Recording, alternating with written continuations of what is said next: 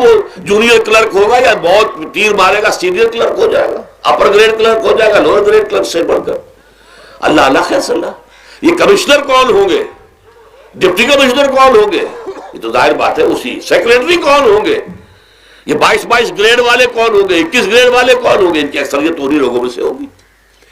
اس حوالے سے یہ جو غلطی، یہ جو دکھ ہے، یہ دکھ تمہارا اپنا پیدا کرتا ہے اور خود کردہ رہا. علاج نہیں، اس کا علاج اور کچھ نہیں ہے جب تک کہ تم خود اپنے طرز عمل کو نہیں بدلو گے.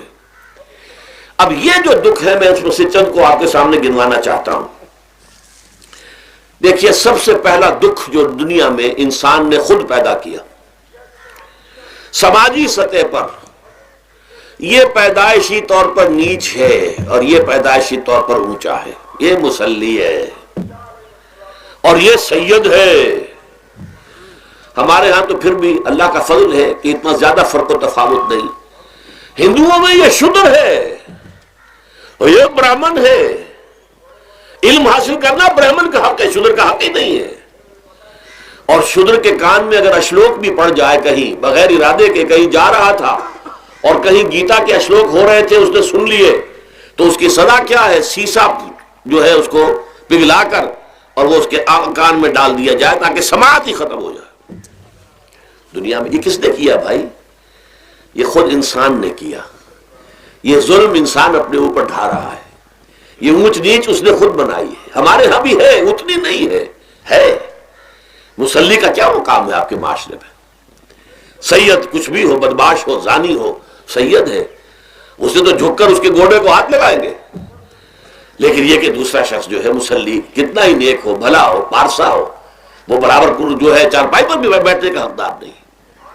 یہ ساری اونچ نیچ ہم نے پیدا، اللہ نے نہیں کیا تھا. اللہ نے تو تمام انسانوں کو مساوی پیدا کیا. اللہ کے رسول یہ فرما کر گئے، لا فضل لعربی علی عجمی ولا لعجمی علی عربی ولا لأحمر علی اسود ولا لأسود علی احمر الا بالتقوی کلکم بنو آدم وآدم من تراب.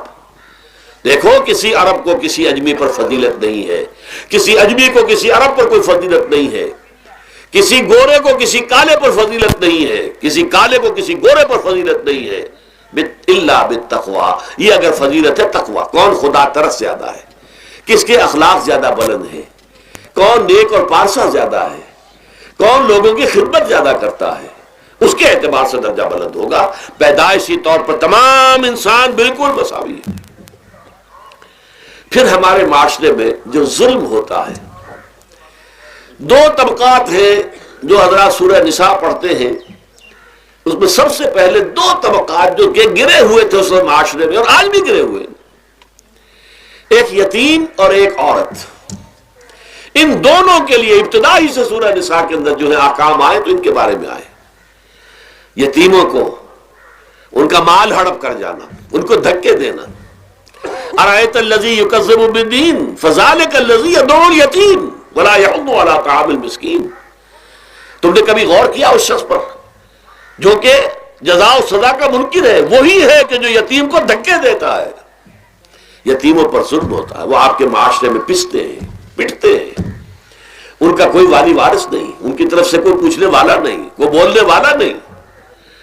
اور پھر یہ کہ اگر اس کا باپ کو مال چھوڑ گیا ہے تو وہ چچا کھا جائیں گے، کوئی اور ولی کھا جائیں گے، ختم کر دیں گے، ہڑپ کر جائیں گے. جس پر قرآن مجید کہتا ہے کہ ان الذین یاکلون اموال الیتامی ظلما انما یاکلون فی بطونہم نارا. یقیناً وہ لوگ جو یتیموں کا مال ناحق ہڑپ کرتے ہیں وہ اپنے پیٹوں میں آگ کے انگارے بھر رہے ہیں. وَسَيَصْلَوْنَ سَعِيرًا. اور یہاں تو دنیا میں جو آگ کے انگارے ہیں وہ محسوس نہیں ہو رہے. آخرت میں ایک طرف وہ آگ کے انگارے ظاہر ہو جائیں گے جو اندر سے جلائیں گے، اور ایک طرف جہنم کی آگ باہر سے جلائے گی. یہ دو طرفہ جلن جو ہے ان کو برداشت کرنی پڑے گی. ظاہر بات ہے یہ ہمارا اپنا کیا ہوا ہے، یہ اللہ کی طرف سے نہیں ہے.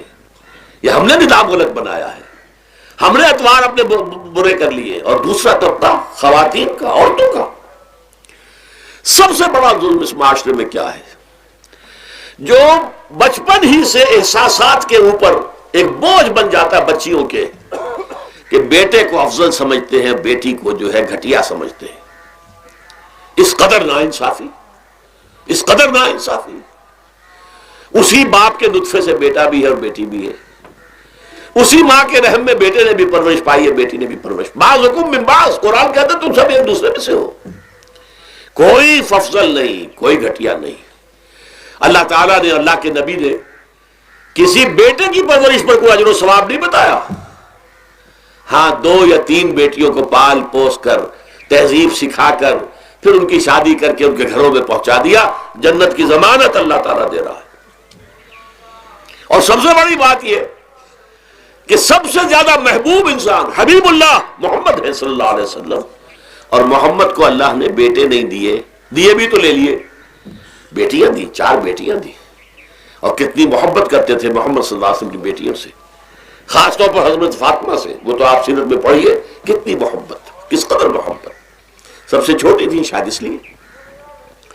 بہرحال پہلی بات تو یہ بچپن ہی سے وہ دعویٰ پڑھنا شروع ہو جاتا ہے بچیوں کے ذہنوں پر کہ ہم کو گھٹیا ہیں، ہمارے بھائی بڑیاں ہیں، ہمارے والدین جو ہیں ان سے زیادہ محبت کرتے ہیں، ہم سے نہیں کرتے۔ پھر شادی میں اکثر و بیشتر لڑکیوں کی مرضی کا کوئی خیال نہیں کیا جاتا، یہ ظلم ہے جو ہم کر رہے ہیں۔ لڑکی کی مرضی کے بغیر، اس کے اذن کے بغیر، اس کی اجازت کے بغیر کوئی شادی نہیں ہو سکتی۔ زبردستی وہ بھیڑ بکریاں نہیں ہے کہ جس کے ہاتھ چاہا آپ نے بیچ دیا، معاذ اللہ ثم معاذ اللہ ثم معاذ اللہ۔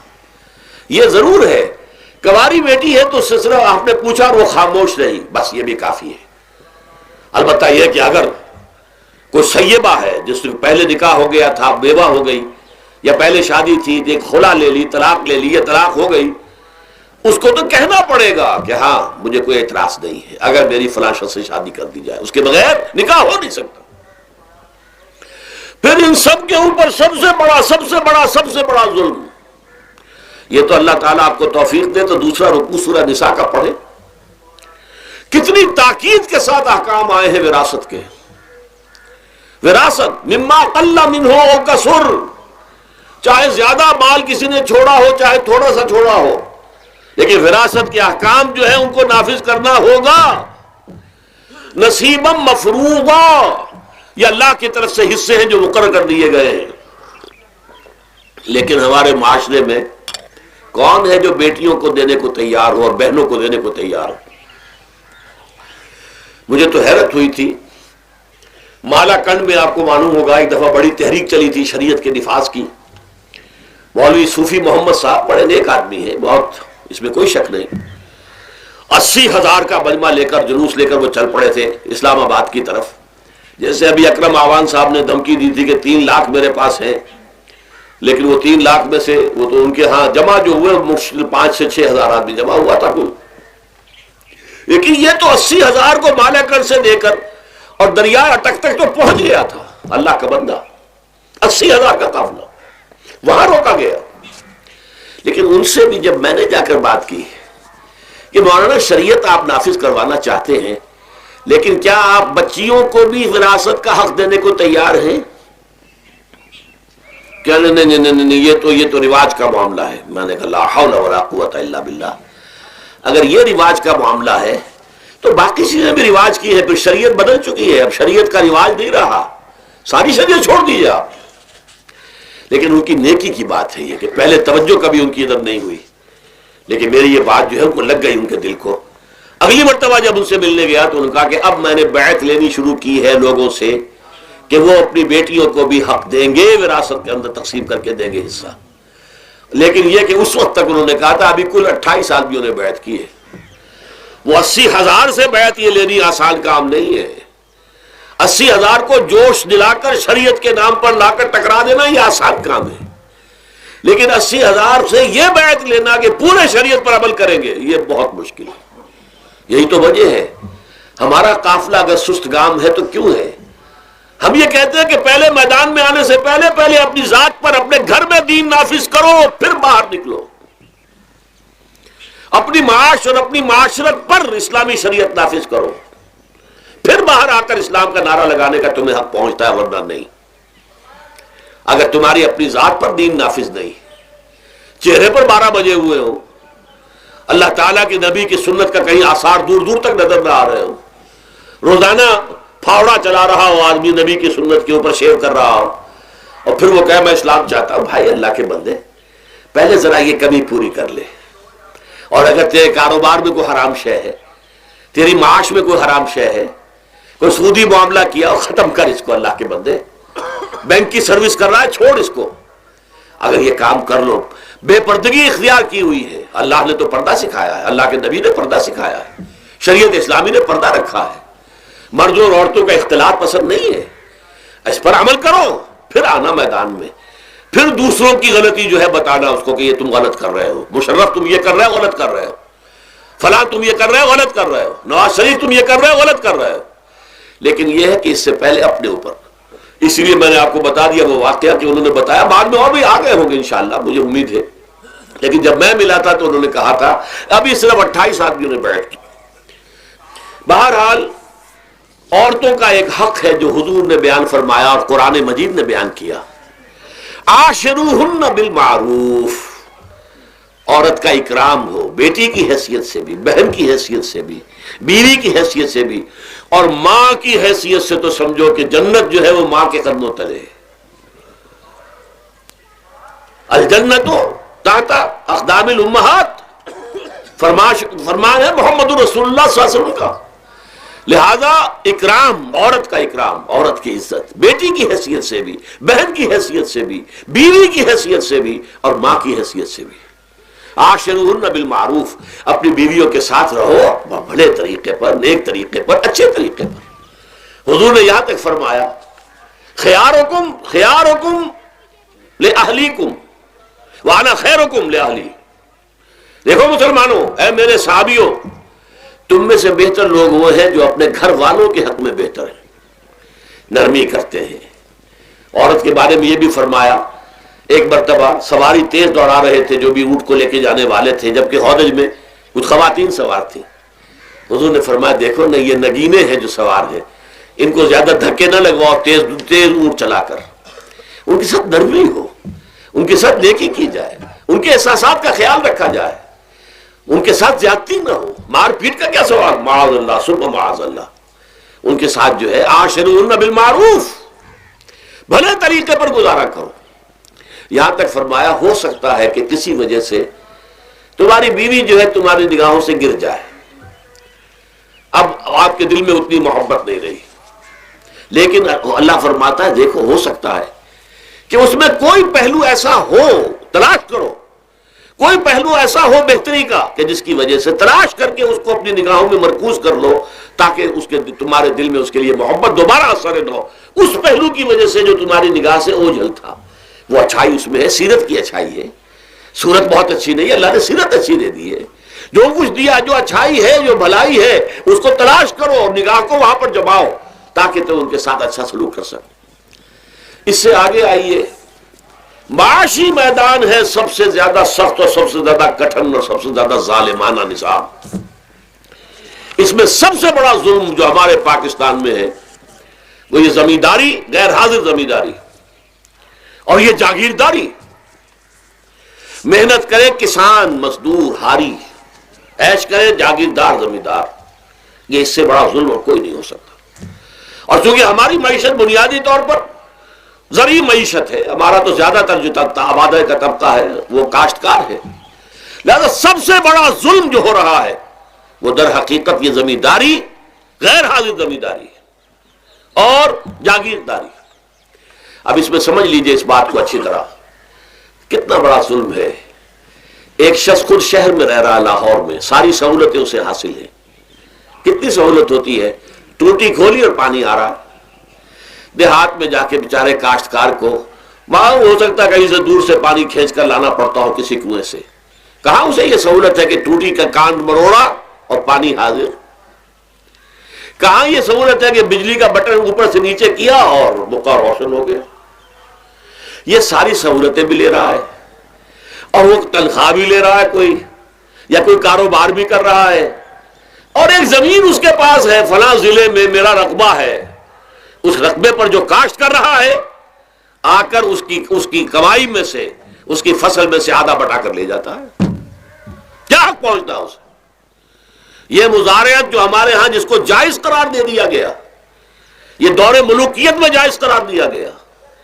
بادشاہت جو ہے وہ چلتی تھی جیسے آپ نے کن کھجورا دیکھا ہے، اس کے بہت سی ٹانگیں ہوتی ہیں. کن کھجورے کی کتنے پاؤں ہوتے ہیں؟ سینکڑوں.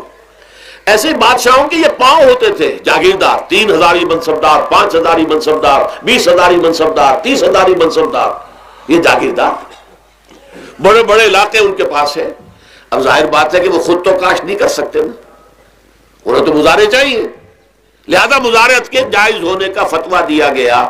جب اسلام میں بادشاہت آ گئی، ملوکیت آ گئی اور جاگیرداری آ گئی، جو ملوکیت کے پاؤں ہے وہ کنسلے کی طرح، کن کھجورے کی طرح اس کے پاؤں ہیں، تو وہ تو جاگیردار ہے. یہ ہے جس کی وجہ سے امام ابو حنیفہ نے کہا مزارعت حرام ہے، جس کی زمین ہے وہ کاشت کرے. یا حضور کی حدیث ہے کہ چاہے اپنے بھائی کو دے دے تو ایک دانہ لینے کا حقدار نہیں ہے. اگر تو تمہارا کوئی اور ذریعہ معاش نہیں ہے تو ٹھیک ہے، جاؤ کاشت کرو. تمہارا کوئی اور ذریعہ معاش ہے، تمہارا کاروبار ہے، تمہاری دکان چل رہی ہے، تم ملازمت میں ہو، تمہیں تنخواہیں مل رہی ہیں، تمہارا پروویڈنٹ فنڈ بھی جمع ہو رہا ہے، تمہیں تو تمہارے ریٹائرمنٹ کے بعد وہ پینشن بھی مل جائے گی، اور اس کے ساتھ ساتھ تم نے یہ ظلم روا رکھا ہوا. زمین اگر ہے یا تو جاؤ کاشت کرو، ورنہ یہ کہ اس زمین کو دے دو اپنے کسی بھائی کو. ملکیت تمہاری رہے گی، کاشت وہ کرے گا تو جو فصل ہوگی اس کی برداشت بھی وہی کرے گا، وہی لے کر جائے گا. یہ فتویٰ ہے امام اعظم امام ابو حنیفہ رحمۃ اللہ علیہ کا. یہی فتویٰ ہے امام مالک، امام دار الحجرہ، امام مدینہ امام مالک رحمۃ اللہ علیہ کا. دونوں کا فتویٰ یہ ہے، اور عظیم ترین یہی دو ہے. اولین بھی یہی دو ہے، عظیم ترین بھی یہی دو ہے. امام شافعی بھی شاگرد ہے امام مالک کے، امام احمد ابن حنبل شاگرد ہے امام شافعی کے. ٹاپ پر کون ہے؟ امام ابو حنیفہ، ان کے شاگردوں میں قاضی ابو یوسف اور امام محمد امام ظفر. ادھر امام مالک، ان کے شاگردوں میں پھر امام شافعی، پھر ان کے شاگرد امام احمد ابن حنبل. ٹاپ پر دونوں یہ کہہ رہے ہیں کہ حرام، مزارعت حرام، جس کی زمین ہے خود کاشت کرے. یہاں یہ ہے کہ خود کاشت نہیں کر سکتا تو اپنے بھائی کو دے دے، بس ٹھیک ہے. اس میں سے کوئی حصہ لینے کا وہ حقدار نہیں ہے.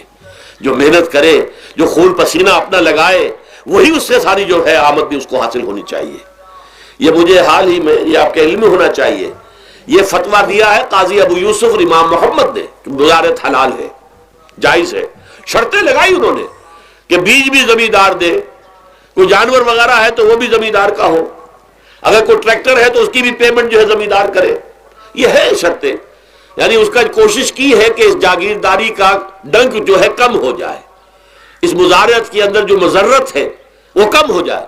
لیکن یہ کہ اصلاً اسے جائز قرار دے دیا. ہمارے ہاں کون شرطوں کو کون دیکھتا ہے، آداب کو کون دیکھتا ہے، قواعد و ضوابط کو کون. ہنیئن مریا، جیسے کہ ماں کا دودھ پیتے ہیں ایسے ہی یہ مزارعت کی جو آمدنی ہے اس کو کھا رہے ہیں.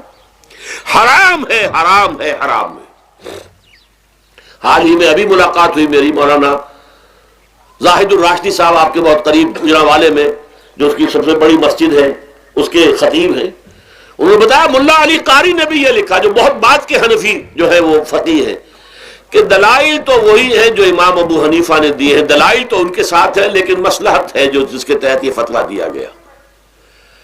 یہاں تک کہ مولانا شبیر احمد عثمانی کے ساتھ دستے راست سمجھ لیجئے، ظفر احمد عثمانی رحمۃ اللہ علیہما، انہوں نے بھی یہ لکھا ہے کہ دلائل تو امام صاحبی کی رائے کے حق میں جاتے ہیں، لیکن یہ کہ ہمارے ہاں تقلید کا ایسا ایک قلادہ گردنوں میں ڈال دیا گیا ہے.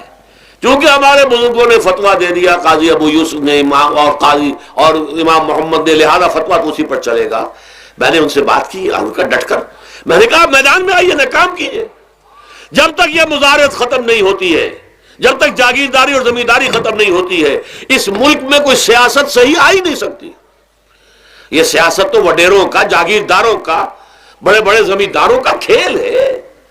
یہ آپ نے پتہ نہیں نام سنا ہے کہ نہیں، میوزیکل چیئرز گیم، یہ ہوتا ہے ان کا کھیلنے والوں کا، بہت زیادہ دولت والے جو ہے ان کا کھیل ہے. ان کو کام تو کوئی کرنا نہیں ہوتا، جاگیردار ہے اسے کوئی کام کرنا ہے. وہ بیٹھ کر ایک کلب بنا رکھی ہے، یہ پارلیمنٹ کیا ہے، کلب ہے، وہاں بیٹھ کے وہ اپنا وقت گزاری کرتے ہیں. یہ پوائنٹ آف آرڈر آ گیا ہے، اور یہ جو ہے ہماری حقوق جو ہے پریولیج موشن آ گئی ہے، وہ کرتے رہیے گفتگو میں بیٹھ. تو یہ جان لیجئے کہ یہ ظلم کس نے کیا ہے؟ یہ خود کردہ ہے. یہ ہم نے اس نظام کو برداشت کیا ہوا ہے. جب تک ہم نہیں اٹھیں گے یہ نظام ختم نہیں ہوگا. خود کردہ کا علاج خود ہی کرنا ہوگا. یہ غلط نظام جو چلا آ رہا ہے، جب تک کہ اس کو ہم بدلیں گے نہیں، اس کو ختم نہیں کریں گے، اس وقت تک یہ ظلم کیسے ختم ہوگا؟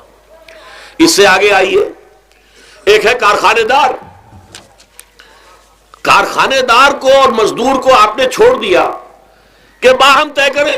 کارخانے دار کہتا ہے میں تو صاحب آپ کو 15 روپے دوں گا، کام کرنا ہے تو کریں، نہیں کرتے تو نہ کریں. آپ نے زیادہ سے زیادہ یہ کیا کہ نہیں، یہ ویج بہت کم ہے. آپ نے ایک یونین بنا لی، کچھ ہڑتال کر دی. اچھا ہڑتال کر دی، 10 دن کی ہڑتال کے بعد غریب مزدور کا تو بچہ ہو سکتا ہے بھوکا مرنے لگے. کارخانے دار کی صحت پہ کوئی اثر پڑے گا؟ اس میں لاکھوں ہے، کروڑوں ہے، اس کی صحت پر کوئی اثر نہیں پڑتا. لہذا یہ ظلم ہے. اس ظلم کا علاج کیا ہے؟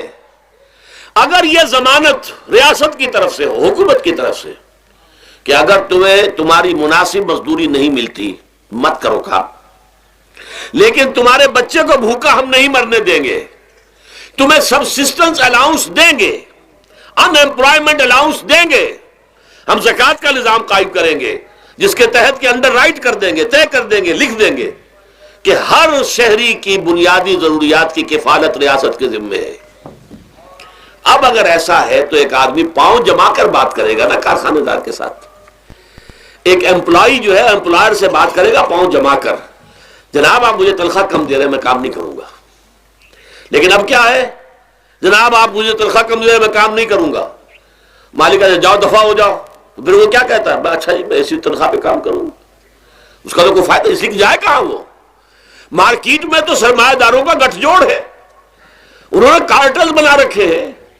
وہ تو ظاہر بات ہے کہ وہ ویج نہیں بڑھائیں گے، الا یہ کہ مزدور کی پوزیشن ایسی ہو کہ وہ بھی ڈٹ کر کھڑا ہو جائے. اور وہ ڈٹ کر کھڑا کب ہوگا؟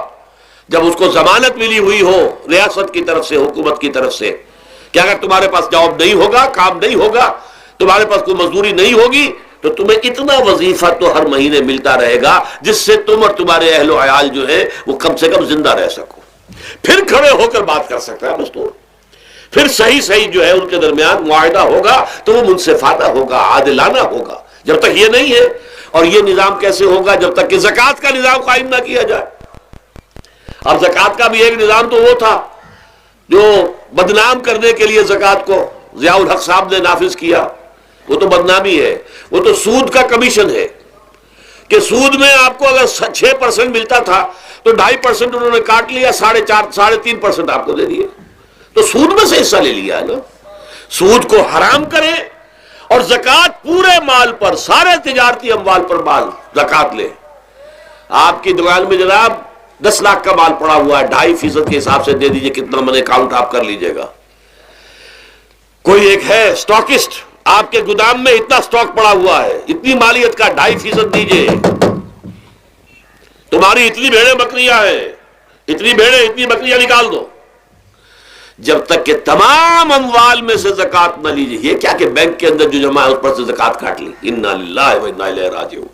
نام اس کا زکوٰۃ رکھا اور خیرات کا ایک نظام بنا دیا.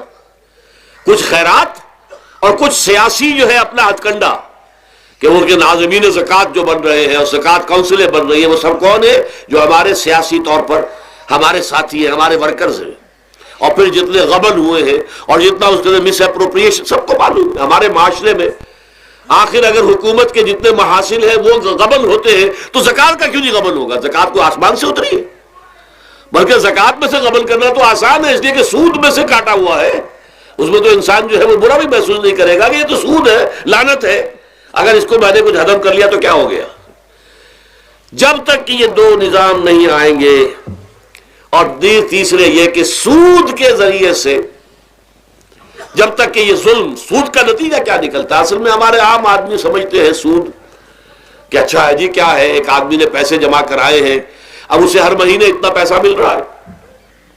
عام آدمی بھی ہمارے ہاں یہ جو پٹھانوں والا سود ہے، یہ جو سود خور گاؤں میں بیٹھے ہوئے ہیں جو بہت بڑی شرح کے اوپر سود دیتے ہیں اور خون چوس جاتے ہیں لوگوں کا، اور ان کے کسی طریقے سے قرضے ختم، ان کو تو سبھی برا کہتے ہیں. کوئی ایک آدمی بھی آپ کو نہیں ملے گا کہ جو ان کے لیے کلمہ خیر کہے، ان کے لیے کسی نرمی کا یا ان کے لیے کسی بھی آسانی کا کوئی مطالبہ کرے. البتہ یہ جو بڑا سود ہے، بینک کا سود، کاروباری سود، اس کی شناخت لوگوں پر واضح نہیں ہے. یہ ایک بہت بڑے پیمانے پر یہ برائی جو ہے آپ کو انڈیویجول پر نہیں نظر آ رہی. انڈیویجول تو بظاہر سمجھتا ہے ایک فرد، بھائی ٹھیک ہے میں جو دکان کے لیے مجھے قرض چاہیے تھا، مجھے قرض مل گیا، میں اپنا کاروبار کر رہا ہوں، تو میں جو کمائی کر رہا ہوں اس میں سے بینک کو بھی حصہ دے رہا ہوں اپنا اس کا سود کا. اس میں کیا خرابی ہو گئی؟ اس کی خرابی سمجھ میں آتی جب آپ کو معلوم ہو اسی سود کے ذریعے سے دنیا میں اس وقت ایک چھوٹی سی اقلیت ہے، کل 1 کروڑ یا 1.25 کروڑ یہودی، اور پوری دنیا کی دولت کے اوپر قابض ہو کر بیٹھ گئے. یہ سارا وہ بینکنگ نظام جو یہودیوں نے بنایا، یہ IMF ورلڈ بینک جس کے ہم اس وقت غلام بن کر رہ گئے.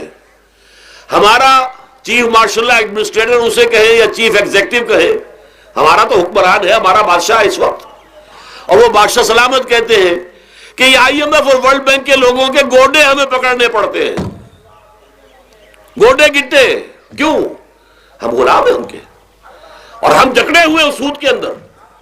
پوری دنیا کو یہودی سود خوروں نے در حقیقت اپنے شکنجے میں جو جکڑا ہے، جس طریقے سے کہ ان کو اپنے اندر ایک اپنے پورے ہتھ کنڈوں کے اندر جو باندھ کے رکھ دیا ہے، یہ سود کے ذریعے سے.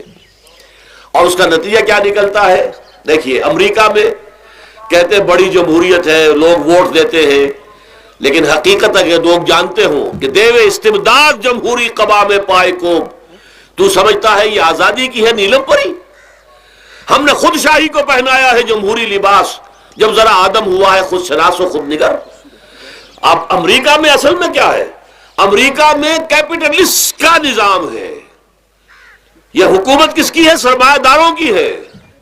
جو کروڑ پتی نہ ہو وہ الیکشن نہیں لڑ سکتا، اور کروڑ پتی جو ہے اپنے پیسے کی بدولت وہ صحافیوں کو خرید لے گا، ٹیلی ویژن چینلز خرید لے گا، وہ لوگوں کے ذہنوں پر چھا جائے گا، آ جائے گا. یہ گورنمنٹ آف دی کیپٹلسٹ ہے، ناٹ عوام. یہ دھوکہ ہے، فریب ہے سرمایہ داروں کا. وہاں وہ جاگیردار اس طرح کے نہیں، سرمایہ دار ہیں. وہاں جاگیرداری کی وہ حیثیت نہیں رہی، اس لیے کہ ان کے تحت آدمی نہیں ہوتے. وہ تو اگر بڑے بڑے رینچ ہیں، بڑے بڑے اگر فارم ہیں، تو وہاں بھی آپ کو معلوم ہے کہ چونکہ مشینوں کے ذریعے سے بوائی بھی ہو رہی ہے اور ہل بھی چل رہا ہے مشینوں سے، بوائی بھی مشینوں سے، کٹائی بھی مشینوں سے، تو زیادہ انسان کی ضرورت ہی نہیں رہی. لہذا وہ سیاسی نظام وہ نہیں ہے جو یہاں کا ہے، لیکن وہ زمیندار بھی وہاں کا کیپٹلسٹ ہے، نظام کیپٹلسٹ کا ہے. تو در حقیقت یہ ڈیموکریسی جو ہے، اس سے جو کہتے ہیں government of the people by for the people, نہیں، گورنمنٹ آف دی کیپٹلسٹ، سرمایہ دار کی حکومت ہے. اور سرمایہ دار جو ہے اس نے اپنی کلب بنائی ہوئی ہے، بیٹھا ہے، پارلیمنٹ ہے، یہ کانگریس ہے، یہ سینٹ ہے، یہ سرمایہ داروں کی کلب ہے. باقی عوام کے لیے وہاں کیا ہے؟ واقعہ یہ ہے کہ عام آدمی امریکہ کا بھی یہ ضرور ہے کہ بنیادی ضرورتیں محنت کر کے خون پسینہ ایک کر کے اپنی وہ حاصل کر لیتا ہے، لیکن بہت نچلی سطح پر ہے. عام آدمی وہاں بھی بہت نچلی سطح پر ہے. اور ایسے لوگ ہیں معدود گنتی والے جو 40 50 بلین کا ایک چیک لکھ سکتے ہیں، وہ سب یہودی ہیں. House of Rothschilds, house of goldsmiths, یہ سٹی بینک جو یہاں بھی آ گیا ہے اپنی ساری گندگیاں پھیلانے کے لیے، سٹی ہاؤسز اور سٹی کار، یہ کیا ہے؟ یہ جکڑ لینا ہے آپ کو. آپ کو ذرا سا دھوکہ دیا، جاؤ جی لے لیجئے، کوٹھی لے لیجئے، ہم آپ کو قرض دیتے ہیں. آپ پھول گئے، اتنی بڑی کوٹھی کا میں مالک ہو گیا.